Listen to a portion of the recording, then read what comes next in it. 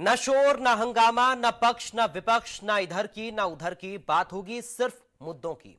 नमस्कार, प्रदेश का सबसे विश्वसनीय डिबेट शो बड़ी बहस लेकर हाजिर हूं मैं पराग गुप्ता और आप देख रहे हैं इंडिया न्यूज उत्तर प्रदेश उत्तराखंड। 2017 ये वो साल था जब माफियाओं का अंत होने का सिलसिला शुरू हुआ। बुलडोजर की दहाड़ से माफिया थर थर कांप रहे थे। जिस यूपी में माफियाओं का दबदबा हुआ करता था, अपराध धुआंधार होता था, उसी यूपी में योगी के राज में बुलडोजर से इंसाफ होना शुरू हुआ था। लेकिन ये बुलडोजर की दहाड़ विपक्षी कानों में चुभ रही थी। तभी शायद आज बुलडोजर पर आर पार देखने को मिल रहा है। लेकिन सवाल यह है कि अखिलेश का माफिया प्रेम क्यों बुलडोजर प्रहार से बेचैन? आज न दंगाइयों का पता है और न दंगों का कुछ पता है, लेकिन दंगाइयों के आका परेशान है।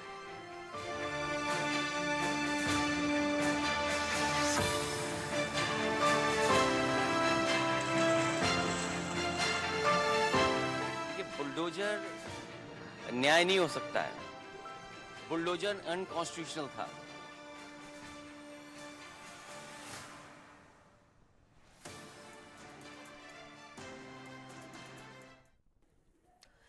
जब दरिंदे बहन बेटियों के साथ दरिंदगी की वारदात को अंजाम देते हैं तो समाजवादी पार्टी के मुखिया मौन हो जाते हैं। जब समाजवादी पार्टी के गुंडे अयोध्या और कन्नौज में बहन बेटियों के साथ रेप करते हैं तो अखिलेश यादव कोई एक्शन नहीं लेते हैं। लेकिन जब उन्हीं माफियाओं पर बुलडोजर एक्शन होता है तो फिर अखिलेश यादव की टेंशन बढ़ जाती है। दरअसल आज सुप्रीम कोर्ट ने बड़ा फैसला लेते हुए बुलडोजर एक्शन पर फिलहाल के लिए रोक लगा दी है। सुप्रीम कोर्ट ने कहा कि कार्रवाई अगर गैर कानूनी है तो वो संविधान के खिलाफ होगी। अगर अब सुप्रीम फैसले पर योगी सरकार ने क्या जवाब दिया तो वो भी आपको बताते हैं। सरकार ने दलील देते हुए कहा कि कानूनी प्रक्रिया से बुलडोजर की कार्रवाई होती है, समुदाय विशेष को टारगेट नहीं किया जाता। गलत नैरेटिव फैलाया जा रहा है। एमपी में 70 दुकानें गिराई गई हैं, हिंदुओं की 50 दुकानों पर एक्शन हुआ है। ये सरकार की तरफ से दलील दी गई। अब बुलडोजर ब्रेक पर सियासत नॉनस्टॉप हो रही है। अखिलेश यादव ने सरकार पर अटैक करते हुए कहा कि बुलडोजर से न्याय नहीं हो सकता है। विपक्ष की आवाज दबाने को बुलडोजर है। यूपी सरकार महिमा बंटन कर रही थी, उम्मीद है कि अब बुलडोजर रुक जाएगा। अखिलेश ने आगे कहा कि बुलडोजर अन्याय का प्रतीक है, ना कि न्याय का। उम्मीद है कि अब लोगों को न्याय मिलेगा। चलिए अब आपको बताते हैं कि यूपी में कब कब बुलडोजर कार्रवाई हुई। तो देखिए, तारीख दर तारीख आपको हम बताने की कोशिश करते हैं। 3 अप्रैल 2021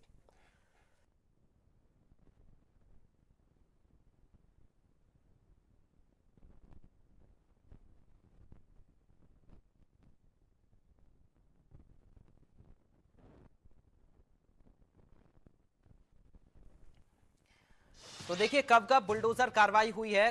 तो 3 अप्रैल 2021 को कई जिलों में 124 अवैध निर्माणों पर बुलडोजर एक्शन हुआ। इसके बाद 17 जुलाई 2021 87 अवैध निर्माणों को ध्वस्त कर दिया गया। 15 एकड़ से अधिक सरकारी भूमि पर कब्जा कर लिया गया। 22 नवंबर 2021 315 अवैध इमारतों को ध्वस्त किया गया। 12 जनवरी 2022 59 अवैध बस्तियों को निशाना बनाया गया। तो ये अवैध निर्माण जिन पर कार्रवाई हुई।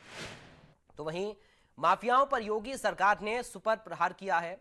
रिपोर्ट कहती है कि माफिया अतीक अहमद की 416 करोड़ की अवैध संपत्ति को जब्त किया गया। अतीक की 752 करोड़ 27 लाख की संपत्ति पर बुलडोजर चला। तो वहीं मुख्तार अंसारी की 314 करोड़ 23 लाख की संपत्ति जब्त की गई।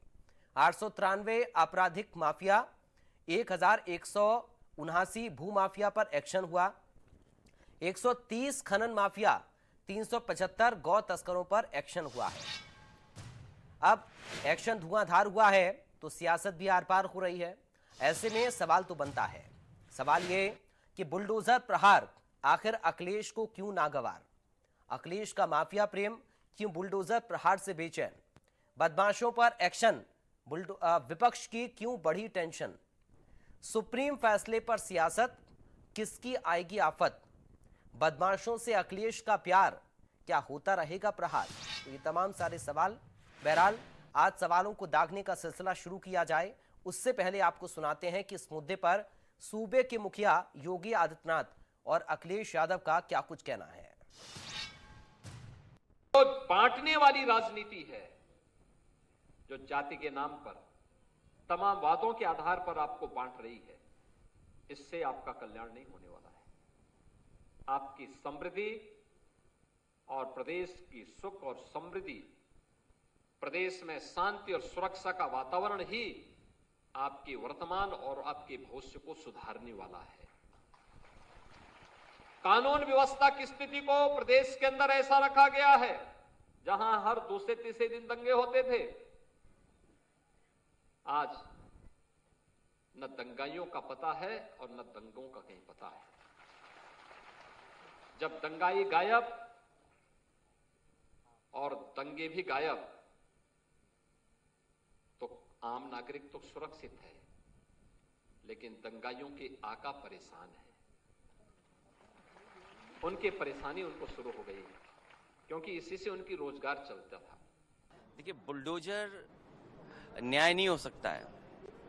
बुलडोजर अनकॉन्स्टिट्यूशनल था। बुलडोजर लोगों को डराने के लिए था।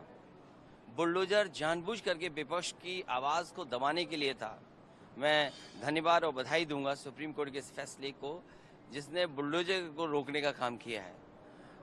मुख्यमंत्री जी और खासकर उत्तर प्रदेश की सरकार और बीजेपी के लोग इस बुलडोजर को इतना महिमा मंडल कर रहे थे कि बुलडोजर ही न्याय हो गया है। और इनके तमाम कार्यक्रमों में, इनकी रैलियों में इस बात को ये इतना बढ़ा चढ़ा करके लेकर के आते थे जिससे लोगों के अंदर भय पैदा कर सकें। अब जब सुप्रीम कोर्ट का फैसला आ गया है, मैं समझता हूँ बुलडोजर रुकेगा और न्यायालय से न्याय मिलेगा। ग्लोरिफिकेशन के ऊपर भी कि इसको ग्लोरीफाई जिस तरह से किया जाता था, ये तरीका था भारतीय जनता पार्टी का लोगों को डराने के लिए। उन्होंने न्याय के लिए बुलडोजर बना दिया था। बुलडोजर अन्याय का प्रतीक हो सकता है, न्याय का प्रतीक नहीं हो सकता। एसटीएफ को लेकर तो अखिलेश यादव को आप सुन रहे थे। सरकार की दलील है कानूनी प्रक्रिया से बुलडोजर की कार्रवाई हुई है। जो कार्रवाई हुई बुलडोजर के जरिए, जो एक्शन हुआ उसमें कानून की प्रक्रिया का पालन किया गया, समुदाय विशेष को टारगेट नहीं किया गया है, गलत नैरेटिव फैलाया जा रहा है, ये सरकार की तरफ से दलील दी गई। उन्होंने बताया कि मध्य प्रदेश में 70 दुकानें गिराई गई, 50 हिंदुओं की दुकानों पर एक्शन हुआ है वहां पर, यानी कि समुदाय विशेष पर टारगेट नहीं किया जा रहा है इस बुलडोजर कार्रवाई के जरिए। तो देखिए, बुलडोजर से न्याय नहीं हो सकता, ये अखिलेश यादव कह रहे हैं। ये कड़ा प्रहार अखिलेश यादव ने किया है, कहा कि विपक्ष की आवाज को दबाने के लिए ये बुलडोजर है। इस तरह का आरोप अखिलेश यादव लगा रहे हैं। यूपी सरकार महिमा मंडन कर रही थी, ये अखिलेश यादव की तरफ से कहा गया है। उम्मीद है कि अब बुलडोजर रुक जाएगा। तो कोर्ट के फैसले के बाद अखिलेश यादव ये उम्मीद जता रहे हैं कि बुलडोजर रुक जाएगा, क्योंकि ये अन्याय का प्रतीक, न्याय का प्रतीक नहीं हो सकता है। बुलडोजर अन्याय का प्रतीक है, ये अखिलेश यादव कह रहे हैं। हालांकि सरकार की तरफ से दलील दी गई है कि दरअसल ये जो कार्रवाइयाँ हुई हैं, ये देखिए 3 अप्रैल 2021 को कई जिलों में 124 अवैध निर्माण ढहाया गया। 17 जुलाई 2021 में 87 अवैध निर्माणों को ध्वस्त किया गया। कब कब कार्रवाई हुई ये भी आप समझिए। 15 एकड़ से अधिक सरकारी भूमि पर कब्जा किया गया था। 22 नवंबर 2021 312 अवैध इमारतें ध्वस्त हुई। 12 जनवरी 2022 को 59 अवैध बस्तियों को निशाना बनाया गया। तो ये कब कब कार्रवाई हुई है बुलडोजर के जरिए, ये आपको बता रहे हैं। तो देखिए, अतीक अहमद की 416 करोड़ की संपत्ति को जब्त किया गया। अतीक की 752 करोड़ 27 लाख की संपत्ति पर बुलडोजर चला है। मुख्तार अंसारी की 314 करोड़ 23 लाख की संपत्ति जब्त की गई। 893 आपराधिक माफिया, 1179 भूमाफिया पर एक्शन हुआ है। 130 खनन माफिया, 375 गौ तस्करों पर एक्शन हुआ है इस बुलडोजर के जरिए। तो बुलडोजर प्रहार आखिर क्यों अखिलेश को नागवार, ये सवाल है। चूंकि अपराधियों पर कार्रवाई हुई है, अवैध निर्माणों पर कार्रवाई हुई है, जो अवैध कब्जे हैं उनको इस कार्रवाई के जरिए ढहाया गया है।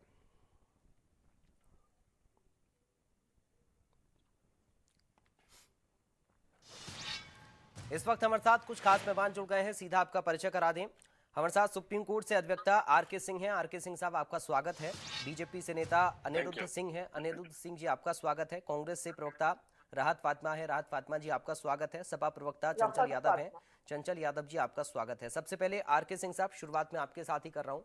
सुप्रीम कोर्ट ने जो फैसला दिया और जो कहा बुलडोजर एक्शन को लेकर, उसको कैसे हम देखें? पहला रिएक्शन चाहूंगा इस मुद्दे पर आपका। देखिए गुप्ता जी, मैं जितनी भी डिबेट्स में इन दिनों अपीयर होता हूँ, मैं आपके दर्शकों को और कानून के नए विद्यार्थियों को ये बात बिल्कुल स्पष्ट बताने की कोशिश करता हूँ, और सियासतदानों को भी ये बात समझनी चाहिए। जी। एलेक्स टी टोकायवली एक फ्रेंच फिलोसोफर और राइटर थे। उन्होंने एक बड़ी अच्छी बात कही थी आज से 200 साल पहले, कि वो अमेरिका के कॉन्टेक्स्ट में कहे थे। उन्होंने कहा था कि शायद ही कोई ऐसा राजनीतिक प्रश्न है अमेरिका में कन्वर्ट नहीं हो जाएगा। तो ये हमारे मुल्क के लिए भी उतना ही लाजमी है।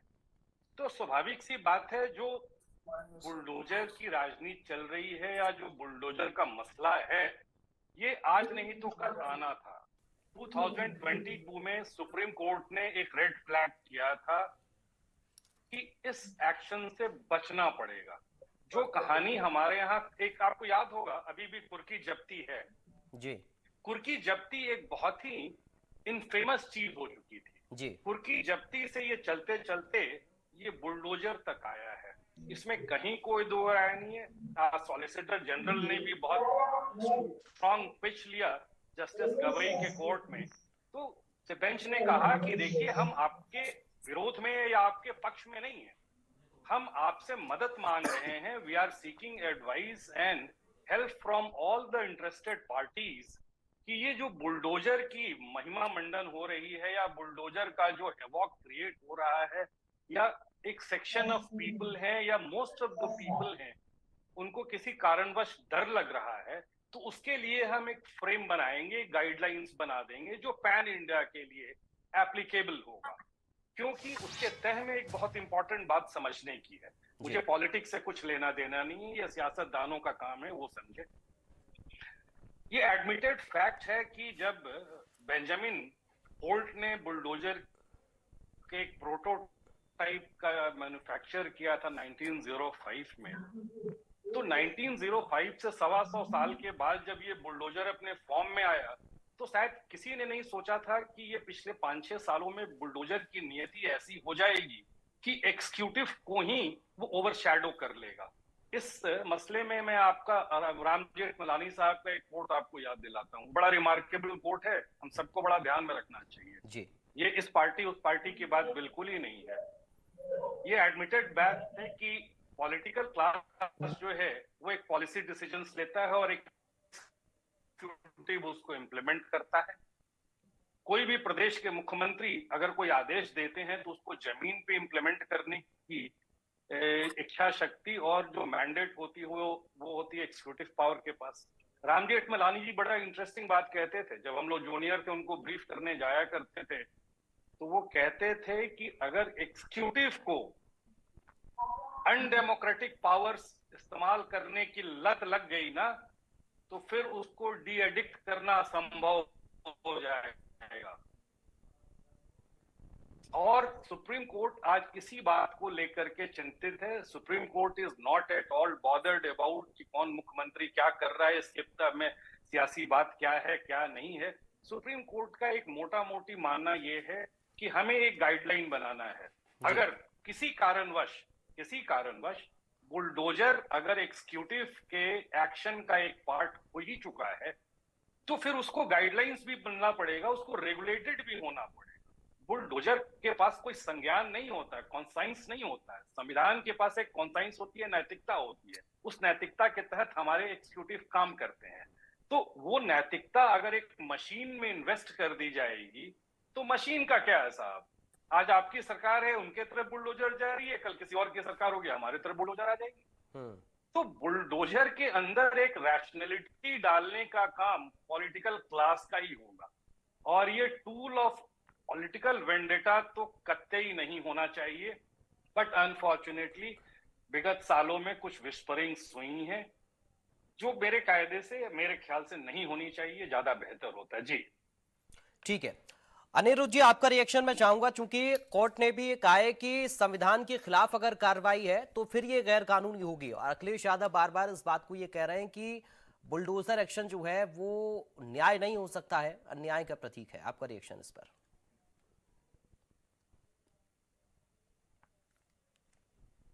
देखिए, सुप्रीम कोर्ट का डिसीजन शायद पढ़ना चाहिए अखिलेश जी का। तो खैर शुरू से उनका माफियाओं के साथ ही उनका साथ रहा, मुलायम सिंह जी का, इन लोगों का, चाहे अतीक अहमद हो, मुख्तार अंसारी हो, जितने भी। अगर गाजियाबाद समाजवादी पार्टी का नारा था कि चढ़ गुंदन के छाती पर मुहर लगाओ हाथी पर, ये मतलब बीजेपी का नहीं था, ये मायावती जी का नारा था। अभी आप ही का आंकड़ा में देख रहा था कितने अपराध और उसके अंतर्गत ये सारी कार्रवाई। बात ये बुलडोजर को लेकर सुप्रीम कोर्ट ने क्या कहा कि इलीगल कंस्ट्रक्शन को आप डेमोलिश कर सकते हैं, जो भी एक्शन लेना वो कर सकते हैं। जी, शायद आपको मेरी आवाज आ रही होगी। जी सर, आ रही है। इलीगल कंस्ट्रक्शन को आप डेमोलिश कर सकते हैं। भाई, अगर आपको इलीगल कंस्ट्रक्शन कहीं पे है, इतने सालों में इतना सरकारें चली, तो खासकर जो मुलायम सिंह जी की सरकार थी, वो तो अवैध निर्माण में एकदम मास्टर रहे हैं। वो तो कहीं भी खेत देखे वही कब्जा कर लिए। तो उसमें अगर किसी के ऊपर कार्रवाई हो रही है और इत्तेफाक से उसके ऊपर संगीन धाराएं दर्ज हो जाती हैं, तो इसमें चिल्लाने की जरूरत नहीं है। सुप्रीम कोर्ट ने साफ साफ इंडोर्स किया है कि अगर कहीं पे अवैध निर्माण है, सरकार उस पर कार्रवाई कर सकती है। दूसरी बात ये आती है कि कहीं पर भी अगर कार्रवाई की गई, कहीं पर अगर बुलडोजर चलाया गया या एक्शन हुआ, तो लोकल एडमिनिस्ट्रेशन ने उनको प्रॉपर नोटिस किया।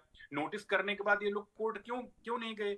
अगर कोर्ट गए तो इनको सबको राहत कहाँ मिली? किसी को तो कोई राहत मिली नहीं, क्योंकि ऐसे तो है नहीं किसी घर पे जाएगा कोई बुलडोजर चला देगा। सबसे पहले देखा जाता कि इनका अवैध निर्माण हुआ है कि नहीं हुआ है। अगर उसमें अवैध निर्माण हुआ है तो उसको नोटिस दिया जाता, भैया आपकी उसमें अवैध निर्माण ये है। और जब अब वो अलग बात है कि मुलायम सिंह जी का और अखिलेश जी का माफिया और गुंडा इनके सबके साथ साथ था।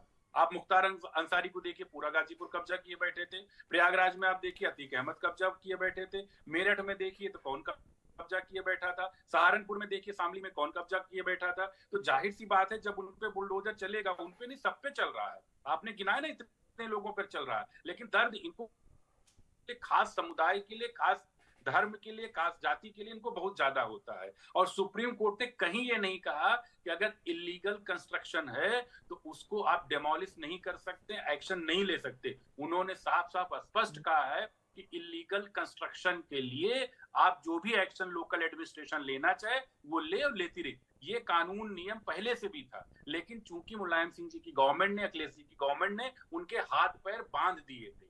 उनकी तो पुलिस जाके भैंस ढूंढती थी, उनके इंजीनियर जाके क्या कहते हैं उनका गौशाला बनाते थे, उनका जो भैंस रखने की जगह होती थी उसको बनाते थे। या अवैध कब्जा देखिए ना, आजम खान ने कितनी बड़ी यूनिवर्सिटी बनाई और वक्फ बोर्ड के नाम पे पहले जमीन कराई गरीबों की, फिर वक्फ बोर्ड से यूनिवर्सिटी के नाम पे जमीन ले ली। और उस पर कंप्लेन कौन करता है? वहां के जो मुस्लिम राजा पुराने जमाने में रहते उन्होंने कंप्लेन किया उनके खिलाफ, आजम खान के खिलाफ। तो जाहिर सी बात है कि मुलायम सिंह जी के पुत्र अखिलेश जी को ये बड़ी दिक्कत होगी, क्योंकि अभी आप देखिए अगर इनकाउंटर पुलिस करती है तो ये कभी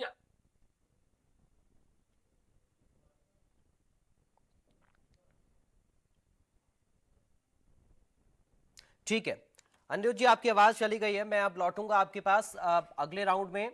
चंचल यादव जी के पास मैं चल रहा हूं। चंचल यादव जी, कोर्ट ने स्पष्ट तौर पर यह कहा है कि ये जो हम टिप्पणी कर रहे हैं इसका अतिक्रमण के ऊपर कोई असर नहीं पड़ने वाला है, और सरकार की तरफ से दलील पहले भी दी जा चुकी है कि प्रक्रिया के तहत ही बुलडोजर एक्शन हुआ है। चंचल जी, देखिए, सबसे पहली बात तो मैं एक बात स्पष्ट करना चाहता हूं कि बुलडोजर कायरता की निशानी है। सरकार कायर है। अगर एक कायर नहीं होती तो आज जो हमारे भाई साहब अनुज प्रताप सिंह जो बैठे हुए हैं मुख्यमंत्री की सजाती है, इनको मुख्तार अंसारी, अतीक अहमद के 3-3 बार नाम लेने पड़ गए, लेकिन इनकी हिम्मत नहीं है ब्रजभूषण शरण सिंह के बारे में बोलने, इनकी हिम्मत नहीं है कि ब्रजेश सिंह के बारे में बोलने, इनकी हिम्मत नहीं है संजय सिंह के बारे में बोलने। जो माफिया हैं इनकी हिम्मत नहीं है कुलदीप सिंह सेंगर के बारे में बोलने। क्या कुलदीप सिंह सेंगर के घर बुलडोजर नहीं चलना चाहिए था? आप मुझे बताओ।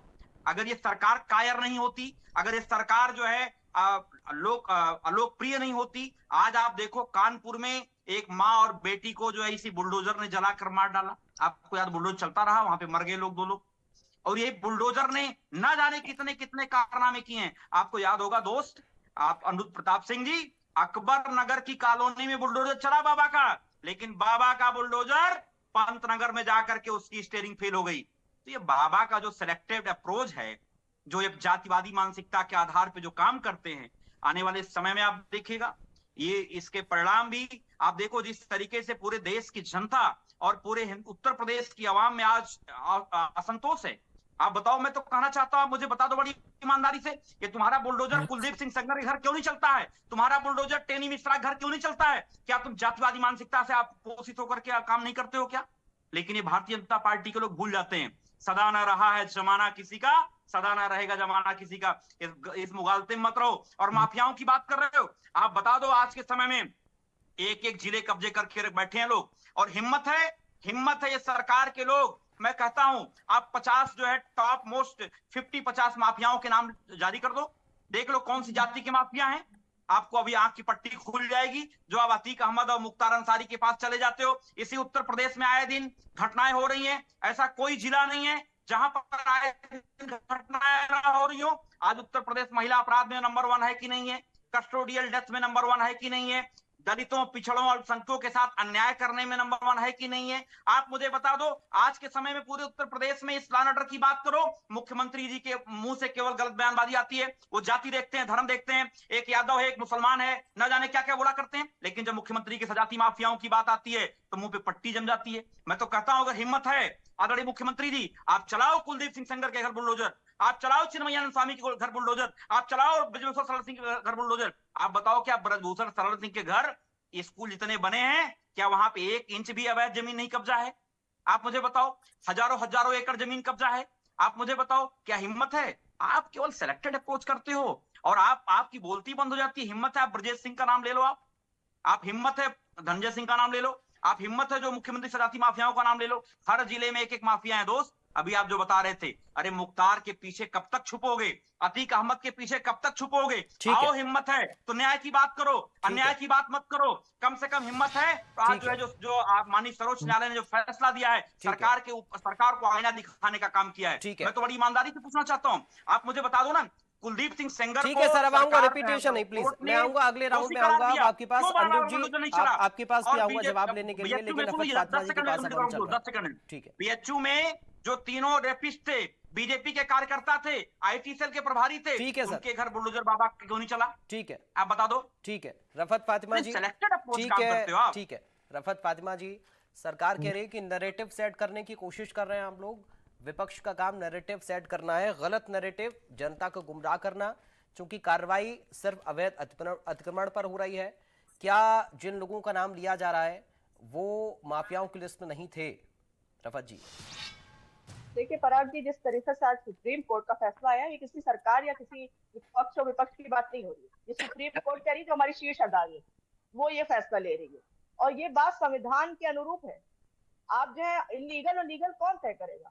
ये हमारा कोर्ट तय करेगा, न कि यह सरकारें तय करेंगी। जिस तरीके से बीजेपी शासित प्रदेशों में आप देख रहे हैं, लगातार जिस तरीके से अन्यायपूर्ण और ये अमानवीय जो कार्यशैली अपनाई जा रही है, उसके आईना दिखाते हुए सुप्रीम कोर्ट ने ये जो फैसला लिया उसको स्वागत करना चाहिए, ना कि हम उस पर इस तरीके से टिप्पणियां करेंगे। ऐसा लग रहा है कि मुख्यमंत्री जी का जो बयान आपने अभी दिखाया, तो वो तो लग रहा है सुप्रीम कोर्ट की अवहेलना है, अवमानना है पूरी तरीके से शीर्ष अदालत की। और आप बात करें सिलेक्टिव, आप किसी एक का पर्टिकुलर नाम लेके कैसे बात कर सकते हैं? आप बात करिए तो सारे जितने अपराधी हैं, अभी आज ही एक दरोगा को घर से अगवा कर लिया जाता है, महिला दरोगा को। ये अपराधी कौन है? ये अपराधी नहीं है तो क्या हमारा ये मुख्यमंत्री जी के सगे संबंधी है? तो अगर अपराधी सारे देश प्रदेश से चले गए तो ये कौन है?